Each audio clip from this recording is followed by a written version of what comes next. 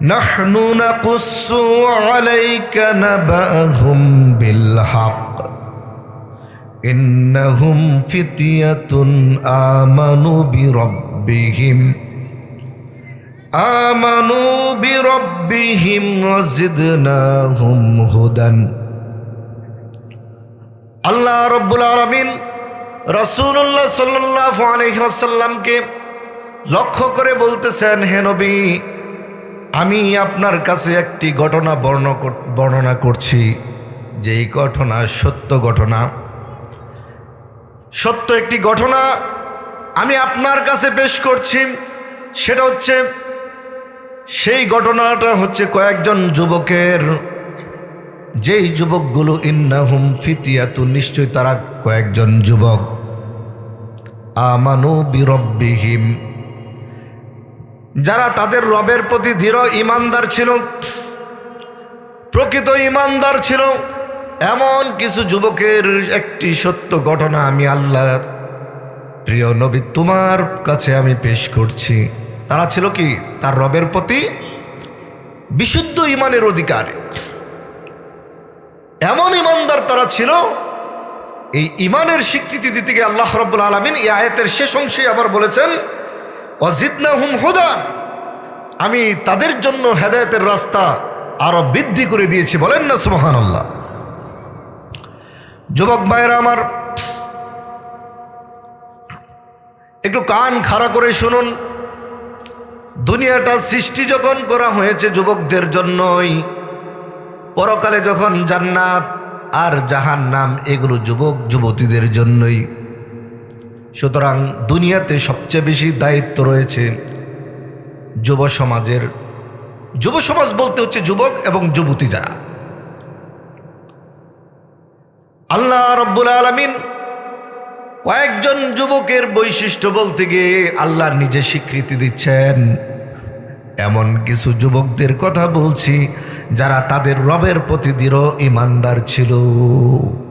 তাই যুবকদের প্রথম যে গুণটা থাকবে, তারা আল্লাহর প্রতি দৃঢ় ঈমানদার হতে হবে, ঠিক কিনা?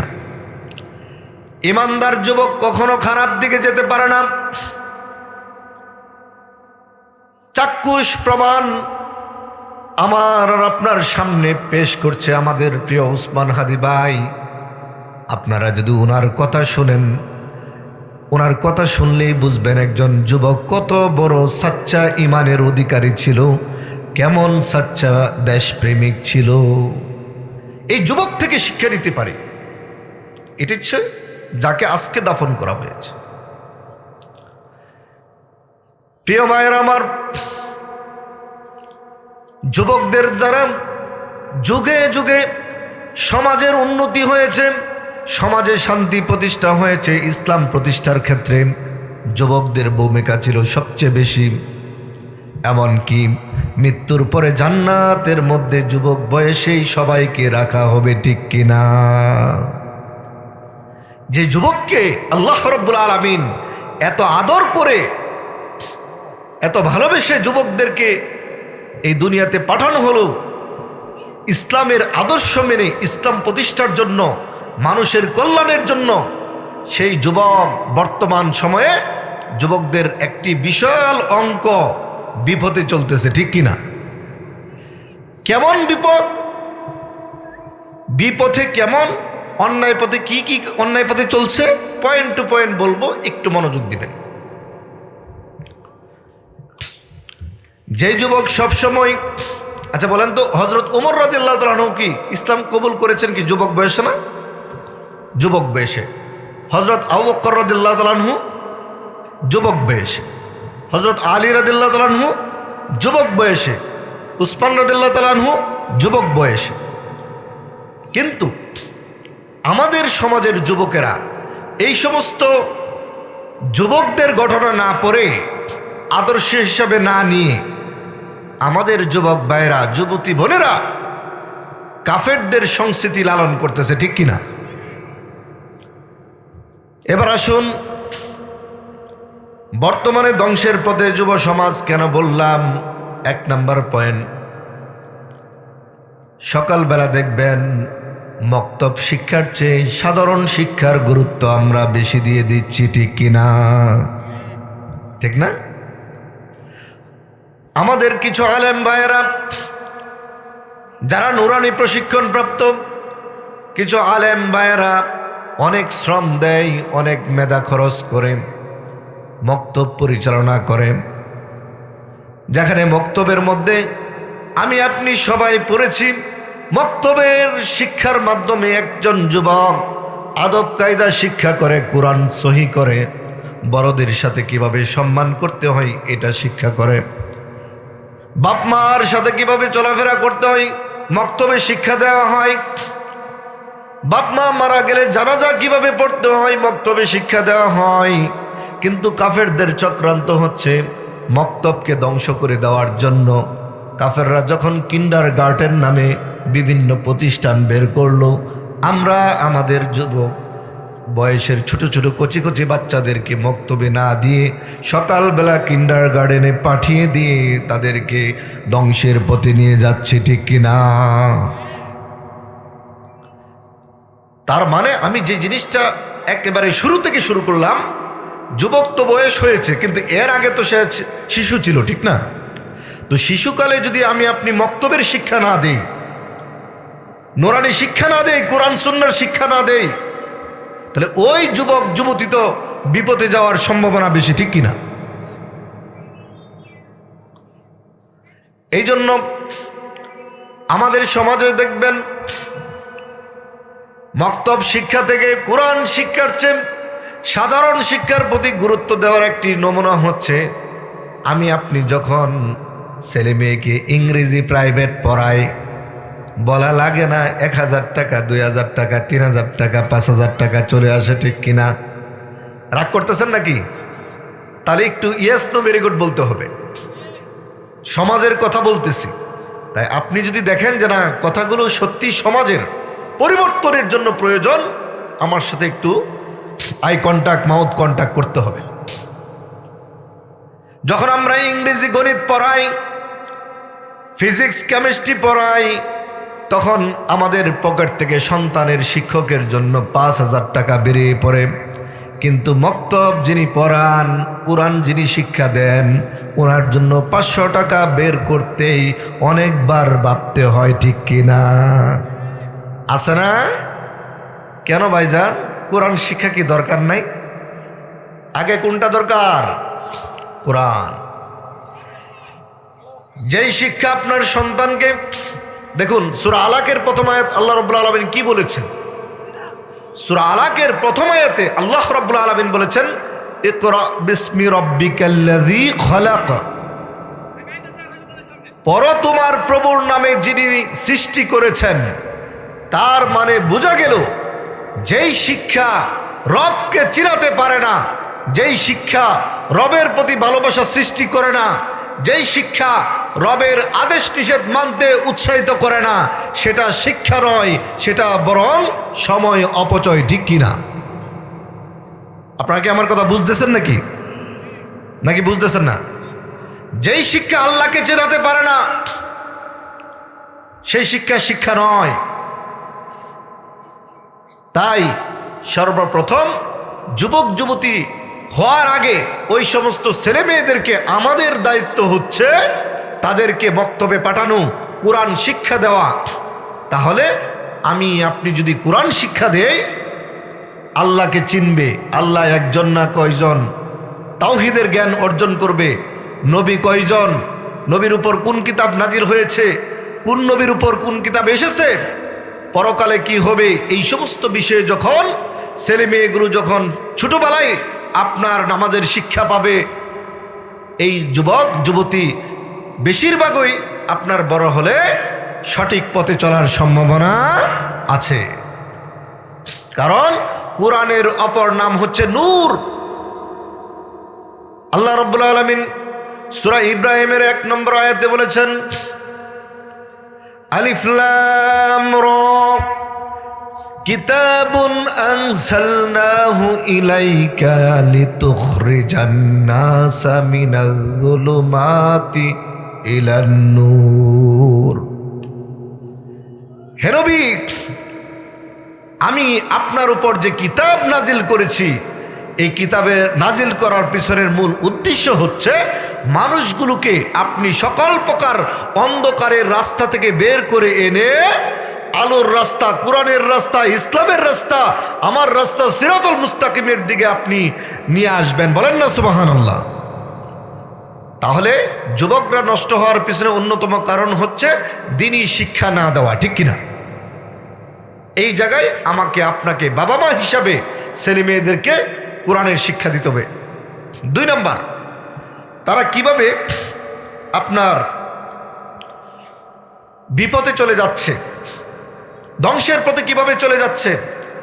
2 নম্বর পয়েন্ট মাথায় রাখেন, কোরআনের চেয়েও বেশি প্রাধান্য দিচ্ছে টাচ মোবাইল, ঠিক কিনা?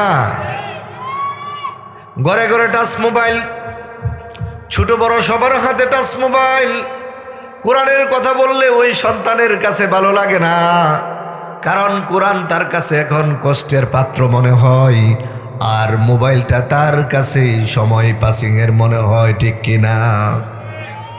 এই মোবাইলকে যখন বেশি গুরুত্ব দেওয়া হয়েছে, বাপ মা যখন সন্তানের ব্যাপারে মোবাইল ব্যবহারের সময় নিজেও সতর্ক ছিল না, সন্তানকেও সতর্ক করে নাই, এই মোবাইল যখন শিখে ফেলেছে, ওই সন্তানের কাছে আর ইসলামী গানও পর্যন্ত ভালো লাগে না, ঠিক কিনা?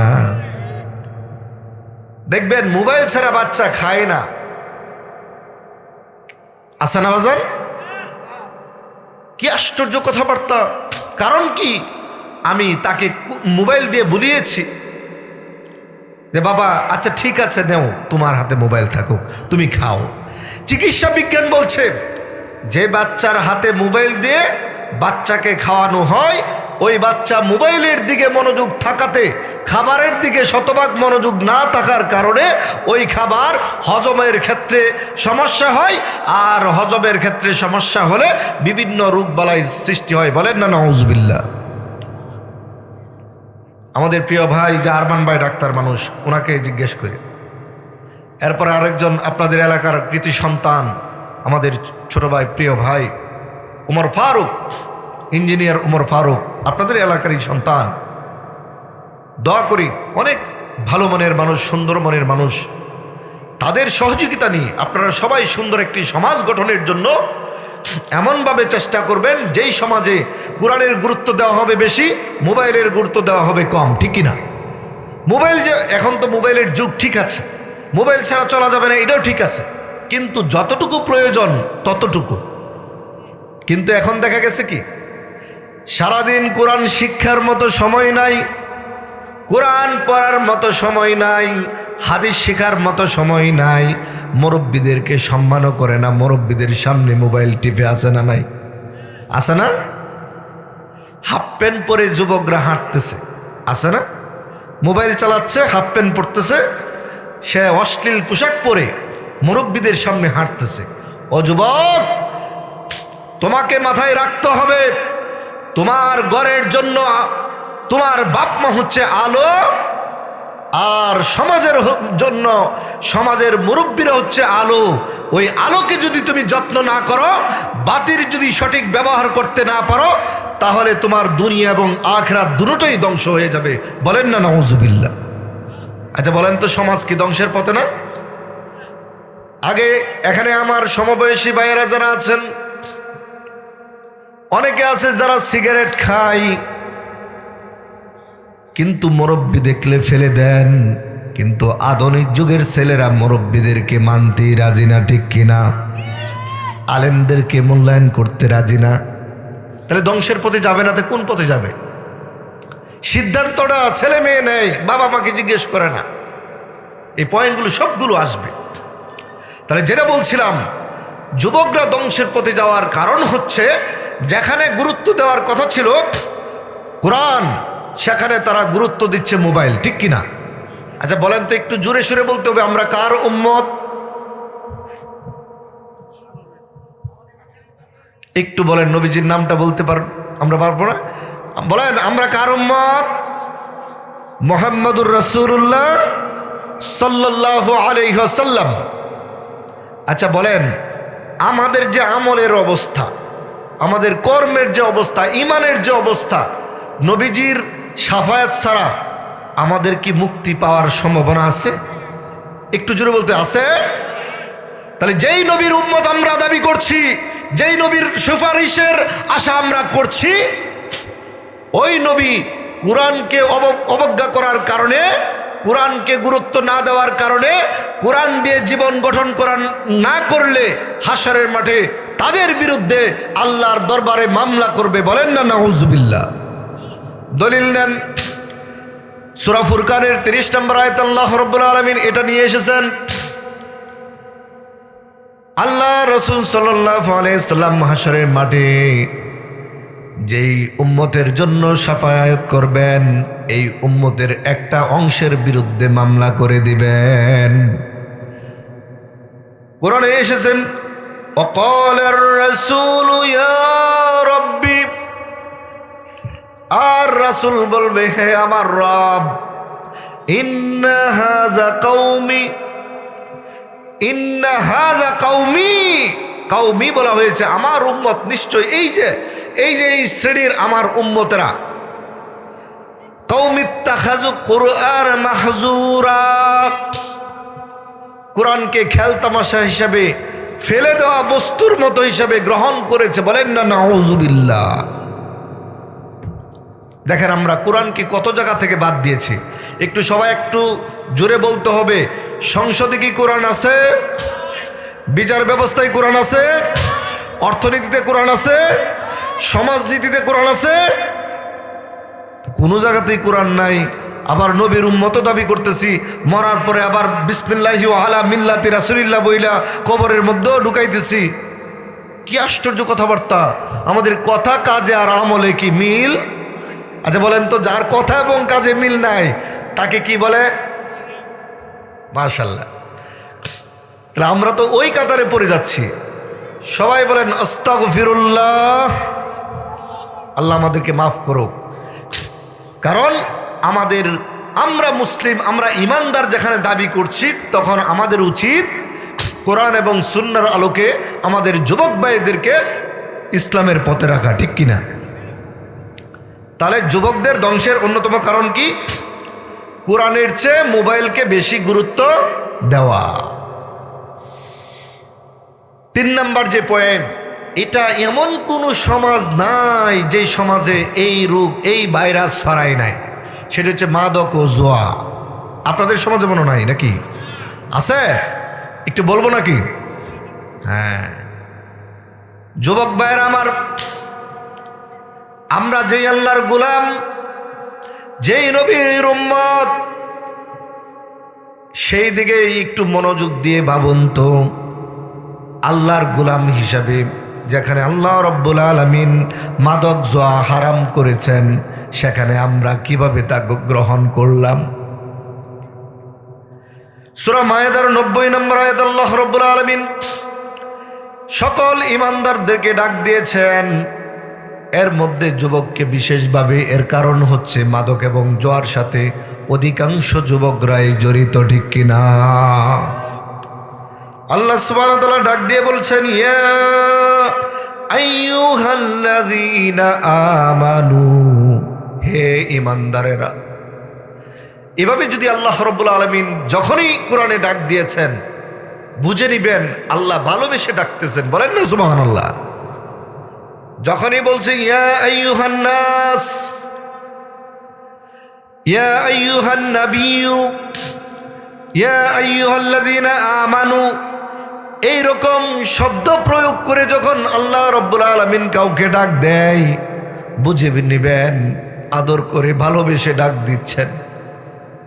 তাহলে আমরা যারা ঈমানের ঘোষণা দিলাম, ঈমানদার দাবি করলাম, আল্লাহ রাব্বুল আলামিন এই উপস্থিত জনতাকে এই মুহূর্তে ডাক দিয়ে আমাকে আপনাকে বলতেছে, ইয়া আইয়ুহাল্লাযীনা আমানু, হে মানুষেরা যারা ঈমানের দাবি করো, তোমরা মনোযোগ দিয়ে শুনো। ইন্নামাল খামরু ওয়াল মাইসির, সকল প্রকার মাদক, মদ এবং মাদক দ্রব্য, জুয়া খেলা, অল আনসাবু পূজা, সকল প্রকার পূজা আছে না? ব্যক্তি পূজা, মাজার পূজা, পীর পূজা আছে না, নাকি নাই? হিন্দুরা মাটির আকৃতি বানায়া, মানুষের আকৃতি বানায়া জমিনের উপরে পূজা করে, আর মুসলমান নামে এক শ্রেণীর বন্ডরা, পথভ্রষ্ট, তারা কি করে? মাটির ভিতরে মরা লাশের পূজা করে। ঠিক কিনা? রাগ করছেন নাকি?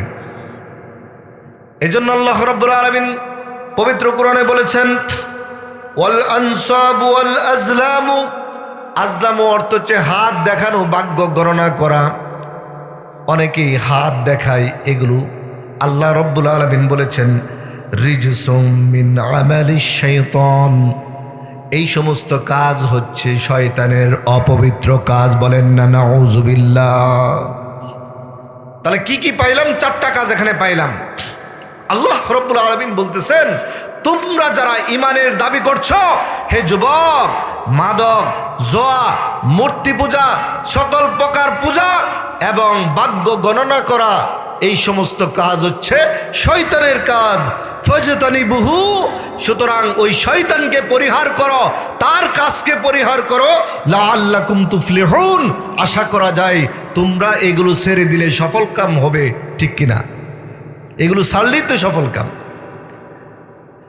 যুবকরা এত বেশি মাদকের সাথে জড়িত হয়ে গেছে, ও ভাই, তারা তো আমাদের এই সমাজের বাহিরের না, আমারই ভাই, আমারই সন্তান।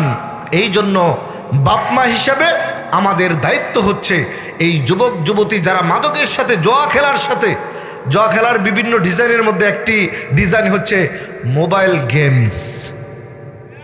কি ঠিক না? মোবাইলের মধ্যে এখন আর জুয়া খেলা ওই অন্ধকারে, এরপরে সুপ্রির মধ্যে গোপনে খেলতে হয় না। এই একটা টাচ মোবাইল বের করে যে কোনো গেমসের একটা অ্যাপস ডাউনলোড দিয়ে ওইটার মধ্যে জুয়া খেলা যায়। বলেন না নাউযুবিল্লাহ। আমরা যদি এই ব্যাপারে যারা সমাজ চালান, যারা সমাজের মুরব্বীরা আছেন, অভিভাবক আছেন, আপনারা যদি আপনাদের ছেলে মেয়েদের ব্যাপারে, মাদকের ব্যাপারে, জুয়া খেলার ব্যাপারে, এই সমস্ত অপকর্মের ব্যাপারে যদি সতর্ক না হন, ওই সমস্ত ছেলে মেয়েগুলো আমাকে আপনাকে দুনিয়াতে অপমানিত করবে, পরকালে আল্লাহর আদালতে, আখিরাতে কাঠগড়ায় দাঁড় করাবে। ঠিক কিনা? এই জন্য প্রিয় ভাইয়েরা আমার, যুবক ভাইদেরকে অনুরোধ করব, তুমি যে জুয়া খেলা, খেলাধুলা করছো, জুয়া খেলতেছ, মাদক গ্রহণ করতেছ, যদি তোমার কাছে মাদক গ্রহণ অবস্থায় মালাকুল মউত চলে আসে, তাহলে তুমি এই কথা বলতে পারবা না যে আমি মাদকটা খাওয়ার পরে তুমি আমার জান কবজ করো। বলতে পারবে? ও ভাই, তোমাকে তো মাদক গ্রহণের জন্য সৃষ্টি করা হয় নাই, তোমাকে জুয়া খেলার জন্য সৃষ্টি করা হয় নাই। হে যুবক ভাইরা, তোমাকে সৃষ্টি করা হয়েছে তুমি সমাজের জন্য কল্যাণমূলক কাজ করবা, মানবতার সেবা করবা, সমাজের মধ্যে শান্তি প্রতিষ্ঠার জন্য ভূমিকা রাখবা, অন্যায়ের প্রতিবাদ করবা, মুরব্বীদেরকে সম্মান করবা, বাপ মার খেদমত করবা। তুমি বরং মাদক যারা বিক্রি করে, কেনাবেচা করে, যারা গ্রহণ করে, বহন করে, তাদেরকে তুমি প্রতিহত করবা। ঠিক কিনা? যুবক ভাইরা আমার, আজকে থেকে যদি প্রকৃত ঈমানদার হয়ে থাকেন, আল্লাহকে ভয় করেন, দুনিয়া এবং আখিরাতের চিন্তা আপনার থাকে, মাদক জুয়া এগুলোকে পরিহার করুন। মাদকের এখন বিভিন্নভাবে সরাসরি, এর মধ্যে একটা কথা বললে আবার আপনারা রাগ করবেন, এখন কি বলবো কিনা? হক কথা বললে একটু রাগ হবে, আর কি বলবেন না? আচ্ছা না, অনেক সময় আল হাক্কু মুররুন, হক কথা তিতা বেশি। সত্য কথা বলবেন, ঘরের মধ্যেই শান্তি নাই, নাকি? আরে আপনি উচিত কথা বলতেছেন, তারপরেও দেখবেন যে ঘরের মধ্যে ফেস লাগছে। এমন আছে না ভাই? আছে। মাদকের বিভিন্ন ক্যাটাগরি করে ফেলেছে। রাসূলুল্লাহ সাল্লাল্লাহু আলাইহি ওয়াসাল্লাম বলেছেন, শেষ জামানায় আমার নবী, আমার উম্মত মাদকের নাম আর মাদক দিবে না, অন্য নামে তারা মাদক খাবে। বলেন না নাউযুবিল্লাহ। উদাহরণ দিব, দিব নাকি? আচ্ছা, সরাসরি যদি আপনাকে কেউ বলে এই নেন এক গ্লাস মদ আপনি গ্রহণ করেন, আপনি কি বলবেন? বলেন।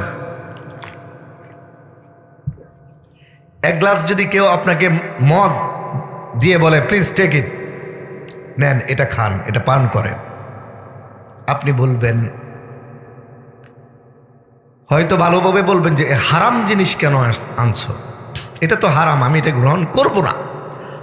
আর যদি বেশি রাগ উড়ে যে আমার সাথে ফাইজলামি করস, হারাম জিনিস আমার সামনে আইনা ধরছস, তাড়াতাড়ি এখান থেকে সর, নাইলে তোর মাথা ফাড়ায় ফেলবো, রাগ উঠবো কিনা বলেন তো? উঠবে। শয়তান মারাত্মক, শয়তানের প্রতারণা কৌশল এত মারাত্মক, ইমানদারদের জন্য কোনো সমস্যা না, কিন্তু ইমানদার যদি ইমানের মধ্যে দুর্বলতা নিয়ে আসে তাহলেই সমস্যা। সেটা কেমন? আমাদের সমাজে দেখবেন অনেক মানুষ আছে মাদকের বিভিন্ন নামে এই মাদক গ্রহণ করতেছে। টাইগার আছে না নাই, স্প্রিট, বুলডোজার, কোকাকোলা, 7 আপ, এগুলো হাতে নিয়ে দেখবেন ওইখানে লেখা আছে ক্যাফিন।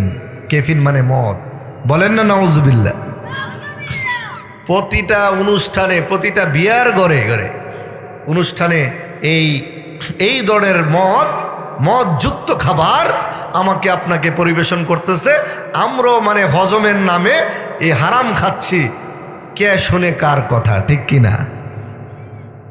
আমি কিন্তু এগুলো খুবই স্টাডি করে কথাগুলো বলছি। এটা গেল যুবকদের পার্ট। আর এখন মুরব্বীরা দীর্ঘদিন ধরে অনেকেই আছে বিড়ি সিগারেট খাচ্ছেন না? আছে না?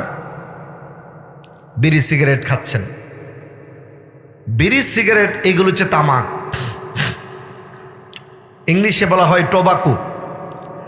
ওই জর্দার কোটটার মধ্যে, জর্দাটাও কিন্তু তামাক, ওইখানে লেখা আছে টোবাকো কিলস, তামাক হত্যা করে। এই পর্যন্ত কোনো ব্যক্তি কি বলতে পারবে বিড়ি সিগারেটের ভিতরে যেগুলো ভিতরে থাকে এগুলোকে বলা হয় সুগার নাকি? একই জিনিস। পাতাটা যখন বেশি শুকানো হয়, ভেঙ্গে বিড়ি সিগারেটের ভিতরে দেয়, তখন এটাকে বলা হয় সুগার। আর কৌটার ভিতরে যখন দেয় এটা হয়ে যায় জর্দা। বলেন না নাউজুবিল্লাহ। এগুলো হচ্ছে আপনার মাদক দ্রব্য, এগুলো হারাম করা হয়েছে। আচ্ছা বলেন তো, মাদক কিশোরের জন্য উপকার নাকি ক্ষতি? একটু বলতে হবে, উপকার নাকি ক্ষতি? কোম্পানি বলতেছে ক্ষতি। ধূমপান, বিষপান, ধূমপান স্বাস্থ্যের জন্য ক্ষতিকর। সংবিধিবদ্ধ সতর্কীকরণ, ধূমপান স্বাস্থ্যের জন্য ক্ষতিকর, টোবাকো কিলস, এই ধরনের প্রচার প্রচারণা তারা চালাচ্ছে। মেডিকেল সায়েন্স বলতেছে এগুলো ক্ষতিকর, যে ব্যক্তি খাচ্ছে তারাও বলতেছে ক্ষতিকর। আল্লাহ রব্বুল আলামিন পবিত্র কোরআনে বলে দিয়েছেন, ওয়ায়ুহিল্লু লাহুমুত তাইয়্যিবাতু ওয়া ইউহাররিমু আলাইহিমুল খাবাইস। মুমিনদের জন্য উপকারী বস্তু হালাল করা হয়েছে আর ক্ষতিকর বস্তু হারাম করা হয়েছে। যেহেতু এগুলো মাদক দ্রব্য এবং ক্ষতি করে 100%, আল্লাহর এই বাণী অনুযায়ী সকল প্রকার মাদক দ্রব্যকে হারাম, ঠিক কিনা? বাজান দয়া করে ওই বিড়ি সিগারেট ছেড়ে দেন, জর্দাগুলো ছেড়ে দেন। পান খাবেন কালো জিরা দিয়ে, পান খাবেন খাল দিয়ে, পান খাবেন এলাচির গুঁড়া দিয়ে। বুঝতেছেন কিনা? পান পাতা খাইতে সমস্যা নেই, কিন্তু ওই জর্দাটা, ওই তামাক, এই বিড়ি, ওই সিগারেট, এগুলো আমাদের জন্য মাদক। তাই আমরাও যেন গ্রহণ না করি, আমাদের যুবক যুবতীরাও যেন গ্রহণ না করে, এই দিকে আমাদেরকে সতর্ক থাকতে হবে। এরপরে যুবকদের একটি অংশ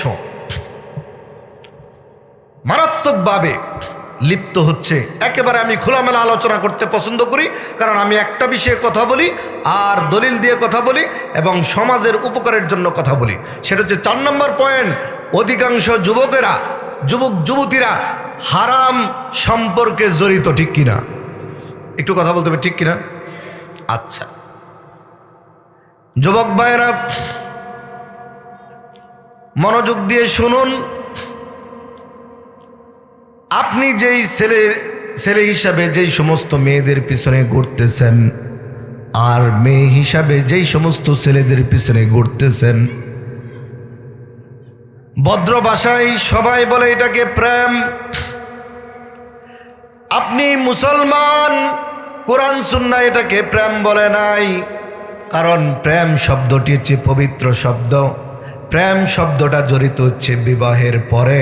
কাফেররা আমাকে আপনাকে বিবাহের আগের রিলেশনকে, সম্পর্ককে প্রেম বলেছে, আমরা এটাকেই গ্রহণ করেছি। অথচ ইসলাম বিবাহের আগে ছেলে মেয়েদের সম্পর্ককে প্রেম তো দূরের কথা, বরং এটাকে ইসলাম বলেছে জিনা। ঠিক কিনা? এটাকে কি বলেছে? জিনা, ব্যভিচার, পাপ, অন্যায়। ও আমার সম্মানিত বাজানেরা, আপনাদের যাদের ছেলে মেয়ে আছে উপযুক্ত বয়সে তাদেরকে বিবাহ দিয়ে দিবেন। কারণ পানি যদি আমার তৃষ্ণা লাগে এখন, 1 ঘন্টা পরে আপনি আমাকে পানি খাওয়াইতে আসবেন না। এর আগে আমি যদি পানির অভাবে বেশি তৃষ্ণার্ত হয়ে যাই, যে কোনো মুহূর্তেই যদি দেখি অন্যায় পথেও চুরি করে খেয়েও ফেলতে পারে। ঠিক কিনা? তাই যুবক যুবতী ভাই বোনদেরকে উপযুক্ত বয়সে বিবাহ দিয়ে দিবেন, এটা বাপ মা হিসেবে দায়িত্ব। তাহলে তারা হারাম রিলেশনে যাবে না। এরপরে ফেসবুক কোম্পানি তাদেরকে জোর করে প্রেম করাচ্ছে। তো আমি যখন প্রথম ফেসবুক অ্যাকাউন্ট খুলতে গেলাম, তখন তো ইউনিভার্সিটিতে পড়াশোনা করি, জগন্নাথ বিশ্ববিদ্যালয়ে পড়াশোনা করেছি, তো এত কিছু বুঝি না, মানে আরেকজনে খুলে দিচ্ছে। খুলতে গিয়ে একটা অপশন বেরোইছে যে আপনি কি বিবাহিত নাকি অবিবাহিত, নাকি আপনি প্রেমে জড়িত। বলেন না নাউজুবিল্লাহ। ওইখানে ইংলিশে লেখা আছে in a relationship. In a relationship click দেওয়া মানে হচ্ছে আপনি জিনার মধ্যে লিপ্ত আছেন। বলেন না নাউজুবিল্লাহ। হে যুবক, তুমি মুসলমানের সন্তান। যেই মুসলমান হাদি ভাইয়ের মতো জীবন দিতে পারে কিন্তু অন্যায়ের সামনে মাথা নত করতে জানে না, তুমি সেই মুসলমানের সন্তান। যেই মুসলমানের সন্তান ইসলামের জন্য জান কুরবান দিতে পারে। আমাদের যুবক ভাইদেরকে বলবো, যুবতী বোনদেরকে বলবো, আমার আর আপনার চরিত্র হতে হবে হযরত ইউসুফ আলাইহিস সালামের মতো। ঠিক কিনা? তিনি ইউসুফ আলাইহিস সালাম, দেখুন তিনি যুবক, তাগড়া যুবক, পুরা যৌবন তার শরীরে। জুলেখা যখন তাকে ডাক দিল খারাপ কাজের জন্য, শুধু তো ডাক দেয় নাই, ডাক দেওয়ার পরে 7টা দরজা তালা লাগিয়ে দেওয়ার জন্য তার দাসীকে বলল। ঠিকই তালা লাগাইয়া ফেলছে। তখন বলেন তো, ইউসুফ আলাইহিস সালাম ওই 7টা দরজার ভিতরে এত নির্জন জায়গা পাওয়ার পরেও কি তিনি কি তার চরিত্র নষ্ট করেছিলেন? তাহলে ওই নবীর শিক্ষা আমাদের আমলেও নিতে হবে। বরং তিনি আল্লাহ রাব্বুল আলামিন করে স্পষ্ট ভাষায় তিনি আল্লাহ রাব্বুল আলামিনকে বলেছেন, আল্লাহ আহাব্বু ইলাইয়া মিম্মা ইয়াদউনানি ইলাইহি। অকরা তিনি বলতেছেন রব্বুস সিজনু আহাব্বু ইলাইয়া মিম্মা ইয়াদউনানি ইলাইহি। হে আমার রব, এই মহিলা আমাকে যে কাজের জন্য ডাকতেছে তার চেয়ে আমার জেলখানায় বসবাস করা ভালো। বলেন না সুবহানাল্লাহ। কি চরিত্র, কত পুত পবিত্র চরিত্রের অধিকারী আমাদের ইসলাম ধর্মের অন্যতম নবী। আমরা সেই তিনি চরিত্র রক্ষা করতে গিয়ে জেলখানায় গিয়েছিলেন। আর আমাদের যুবক যুবতী বোনেরা ভাইয়েরা চরিত্র নষ্ট হওয়ার কারণে অনেক সময় জেলখানায় যেতে হয়। ঠিক কিনা? আছে না? দর্শনের মামলা। এই জন্য আমি আপনাদেরকে অনুরোধ করব, যেই সমস্ত যুবক যুবতী ভাই বোনেরা আছেন, আল্লাহকে ভয় করুন, আল্লাহকে ভয় করুন। দুনিয়াতে আপনার কোনো বিপদ থাকবে না। আপনারা জানেন যে পবিত্র এই যে যুবকদের 3 যুবকের ঘটনা আপনারা জানেন, এটা আমি রিপিট করছি না, অনেকগুলো পয়েন্ট আছে। যে এর মধ্যে একজন যুবক বলেছিল যে পাহাড়ের মধ্যে যখন আটকে গিয়েছিল, এর মধ্যে একজন যুবক বলেছিল যে আল্লাহ, আমার চাচাতো বোনকে আমি খারাপ কাজের জন্য ডেকেছিলাম, পরবর্তীতে ওই বোন, আমি যখন খারাপ কাজে লিপ্ত হব তখন ওই বোন বলল, হে যুবক, তুমি আল্লাহকে ভয় করো। তখন আমি তোমাকে ভয় করে আমি ফিরে এসেছিলাম। ওই কাজটা যদি তুমি কবুল করে থাকো তাহলে আমাদের বিপদ থেকে দূর করে দেন। এই ঘটনা কি আপনারা শুনছেন না? তার মানে কি, ওই নেক আমলের দ্বারা যুবকদের দোয়া আল্লাহর কাছে সবচেয়ে বেশি প্রিয়, সবচেয়ে বেশি কবুলিয়াত। হাসরের মাঠে কয় শ্রেণীর মানুষ বলেন তো ছায়া পাবে? বলেন কয় শ্রেণীর মানুষ? 7 শ্রেণীর মানুষ। এর মধ্যে 1 শ্রেণী হচ্ছে যুবক। ওয়াশাবুন নাশাউ ফি ইবাদাতিল্লাহ। 1 শ্রেণী হচ্ছে যুবক যারা তাদের জীবনকালকে আল্লাহর রাস্তায় কাটিয়েছে। বলেন না সুবহানাল্লাহ। এরপরে আরেকটি পয়েন্ট শুনুন, সেটা হচ্ছে যুবকরা সঠিক বন্ধু নির্বাচন করতে গিয়ে তারা ব্যর্থ হচ্ছে, ঠিক কিনা? সৎসঙ্গে স্বর্গবাস, অসৎসঙ্গে সর্বনাশ, একটা কথা আছে নাকি নাই? অনেক যুবক আছে এমন খারাপ বন্ধুদের সাথে চলে, বন্ধুরা তাকে সিগারেট খাওয়া শিখাইছে, বন্ধুরা আরেকটা মেয়ের সাথে পরিচয় করিয়ে দিয়েছে। এই বন্ধু দুনিয়াতে যেভাবে তোমার ক্ষতি করেছে ভাই, আখিরাতেও তোমার জন্য এই বন্ধু বিপদের কারণ হবে, ঠিক কিনা? বন্ধু নির্বাচনের ক্ষেত্রে যুবক ভাইদেরকে একটু সতর্ক থাকতে হবে, কারণ হাসরের মাঠে যে সমস্ত আফসোস মানুষেরা করবে, এর মধ্যে একটি আফসোস হচ্ছে সূরা ফুরকানের 28 নম্বর আয়াতে আল্লাহ রাব্বুল আলামিন এই কথাটা নিয়ে এসেছেন যে তারা বলবে, যুবকেরা বলবে, ইয়া ওয়াইলাতা লাইতানি লাম আত্তাখিজ ফুলানান খলিলা। হায় দুর্ভাগা, আফসোস, আমার জন্য আজকে আফসোস, আমি যদি ইমুককে বন্ধু না বানাইতাম তাহলে আমি বিপদে যাইতাম না, ইসলামের পথ থেকে দূরে যাইতাম না। এই জন্য যুবক ভাইদেরকে বলবো, ভালো ভালো ছেলেদের সাথে তুমি চলবা, মেয়েরা ভালো মেয়েদের সাথে চলবা। যেই মেয়েরা তোমাকে খারাপ দিকে নিয়ে যাবে, যেই ছেলেরা খারাপ দিকে নিয়ে যাবে, তাদের সাথে বন্ধুত্ব করা যাবে না। যেই বন্ধু নামাজি, যেই বন্ধু সৎ কাজের প্রতি আদেশ দেয়, অসৎ কাজে বাধা দেয়, এমন বন্ধু যুবকদেরকে নির্বাচন করতে হবে। এরপরে যুবকরা ধ্বংসের জন্য অন্যতম যে কারণ, সেটা হচ্ছে কি, আমি কিছু পয়েন্ট বলে ফেলেছি। বাপ মার খেদমত বা সম্মান না করা, মুরব্বীদেরকে সম্মান না করা।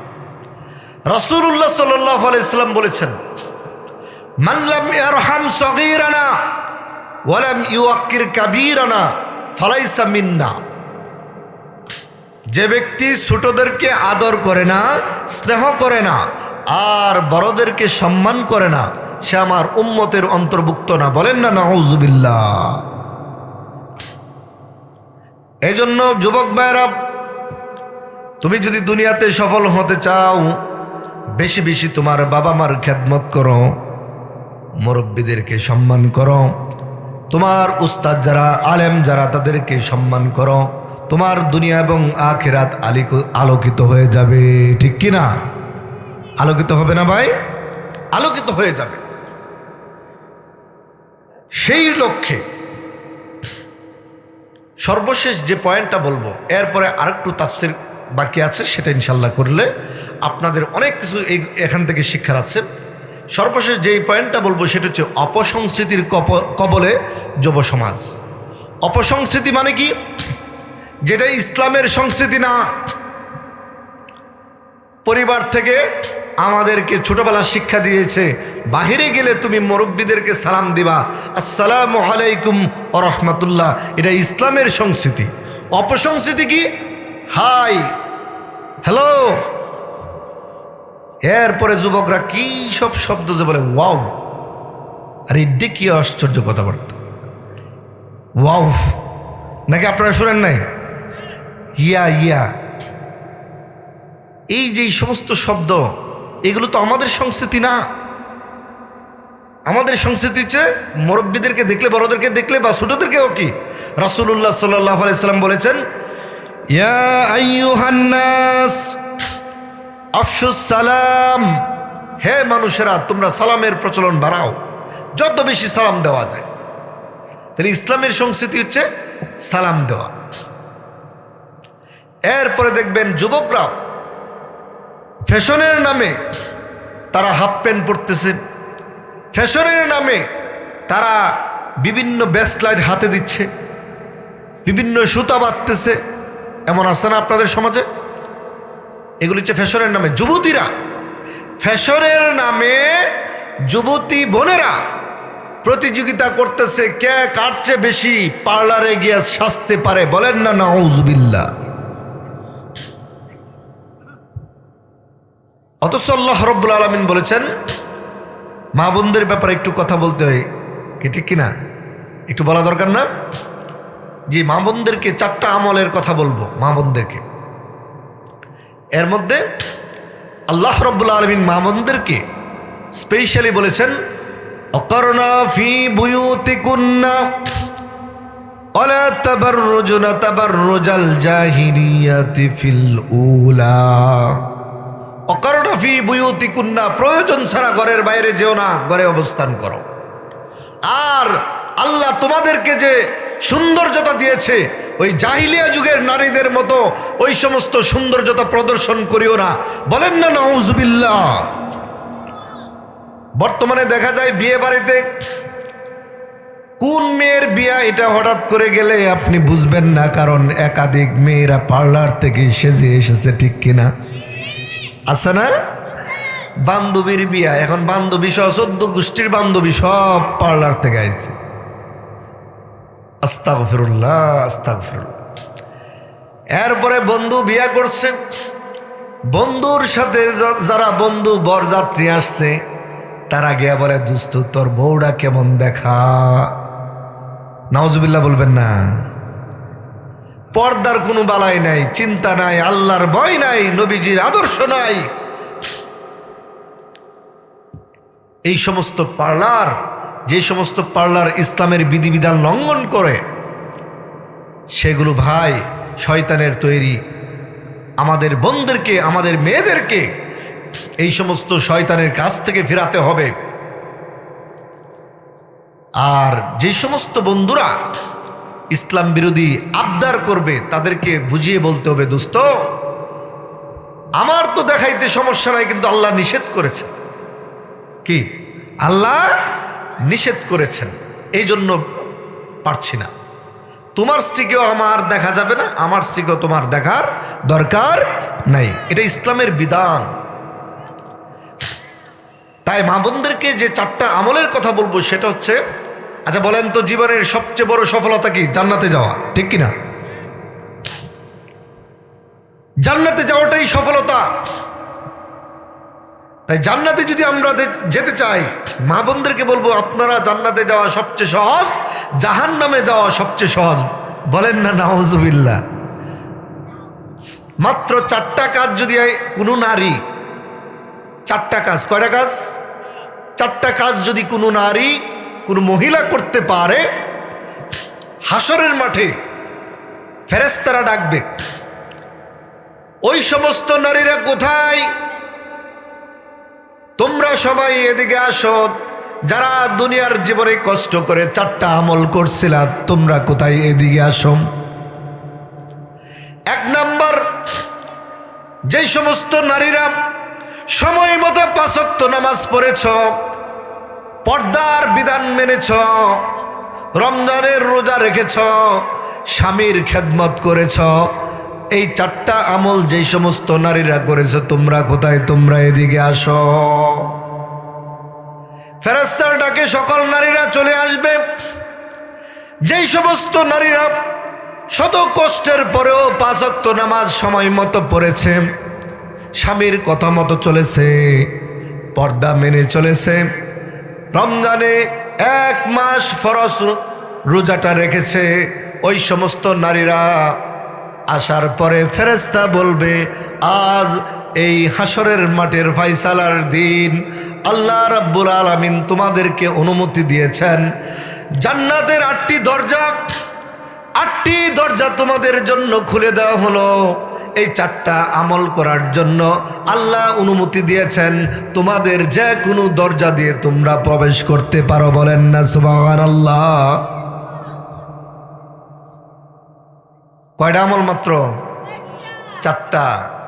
এই মা বোনেরা যদি এই 4টা আমল করতে পারেন, হাসরের মাঠে শান্তিপূর্ণভাবে হাসতে হাসতে যে কোনো জান্নাতে মন চাবে সেই জান্নাতে প্রবেশ করবেন।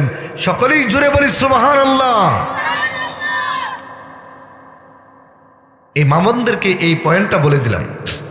আরেকটা হচ্ছে পর্দার ব্যাপারে আমাদের সমাজে এত বেখেয়াল। আপনারা একটু লক্ষ্য করে দেখবেন, অনেক সময় মা এমনভাবে পর্দা করতেছে, রাস্তাঘাটে দেখলে এগুলো আপনার কারো বাড়িতে গিয়ে দেখার প্রয়োজন নেই, রাস্তাঘাটেই পাওয়া যায়, এই বাজারে পাওয়া যায়। মা এমনভাবে পর্দা করেছে, মার 2 চোখ ছাড়া আর কিচ্ছু দেখা যায় না, কিন্তু তার যুবতী মেয়েকে বেপর্দা অবস্থায় তার সাথে নিয়ে ঘুরতেছে, এমন আছে না? এই পর্দার কি দরকার? আপনি মুরব্বী মানুষ, বয়স হয়ে গেছে, আপনার যদি পর্দা অনিচ্ছের ক্ষেত্রে কোনো কাপড় এদিক সেদিক সরেও যায়, এটা মানুষ স্বাভাবিকভাবে নিবে, ঠিক কিনা? কিন্তু আপনি পর্দা করলেন পরিপূর্ণ, আপনার মেয়েকে আপনি বেপর্দা অবস্থায় নিয়ে যাচ্ছেন, এটা তো ঠিক না। এই জন্য কাফেরদের সংস্কৃতির মধ্যে আরেকটি সংস্কৃতি হচ্ছে বিভিন্ন দিবস পালন। এটা কি মাস? ডিসেম্বর। এরপরে কি মাস হবে একটু বলতে হবে না ভাইজান? আপনারা মনে হয় যে প্রধান বক্তার জন্য অপেক্ষা করতেছেন, তো আমার কথা মনে বেশি একটা ভালো লাগতেছে না, সমাজে দরকার নাই। আচ্ছা বলেন, এটা কি মাস? ডিসেম্বর। সামনে মাস কি? জানুয়ারি। তাহলে 31শে ডিসেম্বর রাতে যুবকেরা কাফেরদেরকে অনুসরণ করে যে দিবস রাতের বেলা 12টা 1 মিনিটে পালন করবে, এটার নাম দেওয়া হয়েছে 31st নাইট। 30 মানে হচ্ছে 30, ফার্স্ট মানে হচ্ছে 1, 30 আর 1 হচ্ছে 31, নাইট মানে হচ্ছে রাত। 31 তারিখের রাত উদযাপন। ও ভাই, এরপরে 14 ফেব্রুয়ারি বিশ্ব বেহায়া দিবস তারা পালন করে, ঠিক কিনা? আছে না?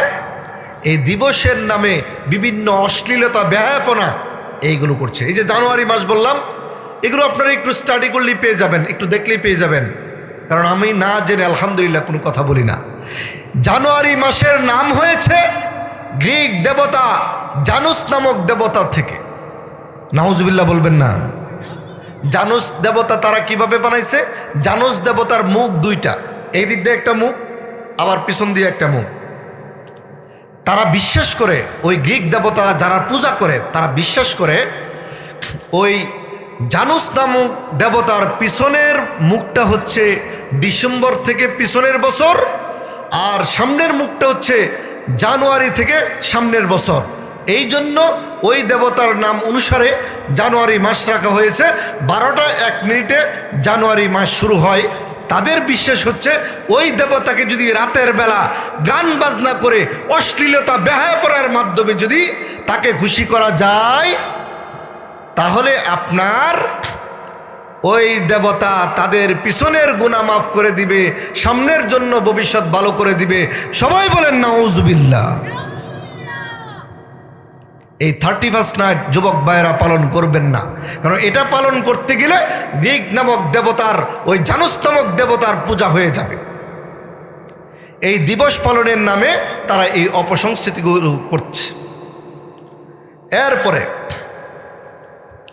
এখন আমরা যদি এই কাজগুলো থেকে বাঁচতে চাই, আমাদের কিছু কাজ করতে হবে। সেটা কি? প্রিয় ভাইয়েরা আমার,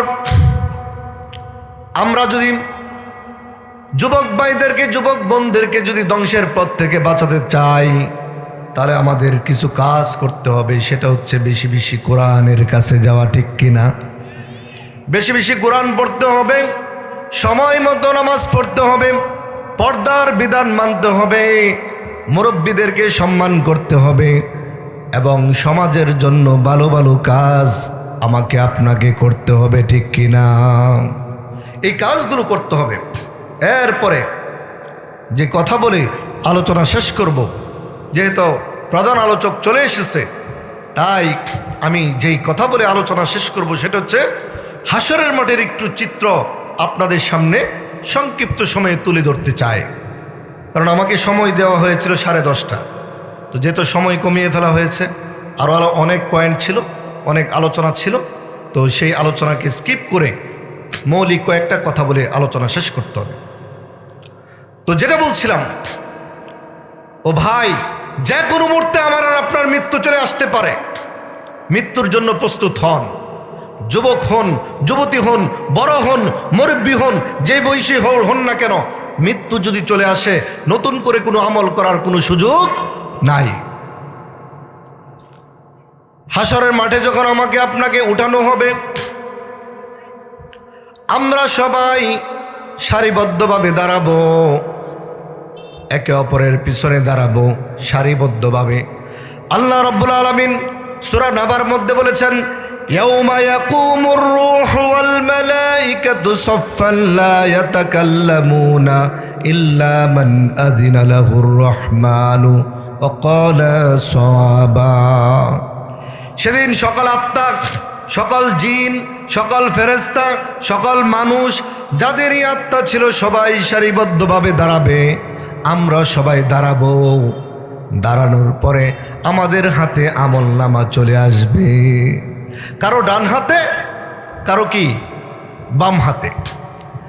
আমলনামা যখন চলে আসবে, আমলনামা আসার পরে আল্লাহ রাব্বুল আলামিন বলবেন, ইকরা কিতাবাকা কাফা বিনাফসিকাল ইয়াওমা আলাইকা হাসিবা। Read your book, you are enough to count your accountability today. পড়ো তোমার আমলনামা, তোমার হিসাব গ্রহণের জন্য তুমি যথেষ্ট। তুমি কি জান্নাতে যাইবা নাকি জাহান্নামে যাইবা? আমি আপনি কিতাবটা হাতে নেব, আমলনামা হাতে নেব, হাতে নিয়ে বলবো, মালি হাযাল কিতাব, কি আশ্চর্য কিতাব, লা ইউগাদিরু সগীরাতান ওয়ালা কাবীরাতান ইল্লা আহসাহা। কি আশ্চর্য কিতাব! এই কিতাবের মধ্যে ছোট আমল, বড় আমল কোনো কিছুই তো বাদ পড়ে নাই, সব তো চলে এসেছে। আর যা আছে ইল্লা আহসাহা, সব সঠিক। তারপরেও, এই সঠিক জানার পরেও জাহান্নামীরা আল্লাহর সাথে একটু তর্ক করার চেষ্টা করবে। বলেন না নাউজুবিল্লাহ। জাহান্নামীরা কেন তর্ক করবে? সারাটা জীবন আল্লাহর বিরুদ্ধে চলছে, কি ঠিক কিনা? দুনিয়াতে সারা জীবন আল্লাহর বিরুদ্ধে চলছে। আল্লাহ বলেছে এই পথে চলো, সে চলেছে অন্য পথে। আল্লাহ বলেছে ডান পথে, সে চলেছে বাম পথে। তাই আমলনামার মধ্যে যখনই সে দেখতে পাইবে অনেকগুলো পাপ, তখন আপনার ওই পাপ দেখে বলবে, আল্লাহ আমি তো এত পাপ করি নাই, তোমার ফেরেশতা মনে বেশি লেখছে, একটু তদন্ত করলে ভালো হয়। আল্লাহ বলবেন, না, তদন্তের কোনো দরকার নেই। আল্লাহ সুবহানাহু ওয়া তাআলা পরিষ্কারভাবে বলবেন, আল ইয়াউমা নাখতিমু আলা আফওয়াহিহিম ওয়া তুকাল্লিমুনা আইদিহিম ওয়া তাশহাদু আরজুলাহুম বিমা কানু ইয়াকসিবুন। আজকে তোর মুখ বন্ধ, সারাটা জীবন আমার বিরুদ্ধে চলেছিস, আমার বিরুদ্ধে কথা বলেছিস, আজকেও বিরুদ্ধে কথা বলছস। মুখ বন্ধ, হাত কথা বলবে, পাও সাক্ষ্য দিবে তুই কি করেছিস। ও ভাই, ভয় লাগে না ভাই? ভয় লাগে কি না?